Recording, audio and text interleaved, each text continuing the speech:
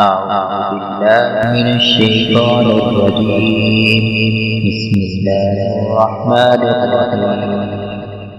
ويسألونك عن الروح قل الروح من أمر ربي وما أوتيتم من العلم إلا قليلا ولئن شئنا لنذهبن بالذي أوحينا إليك ثم لا تجد لك به علينا وكيلا إلا رحمة من ربك إن فضله كان عليك كبيرا.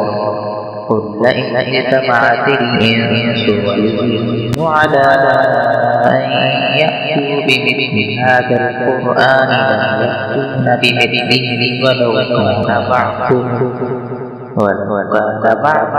لبعض ظهيرا. ولقد صرفنا للناس في هذا القرآن من كل مثل فأبى أكثر الناس إلا كفورا.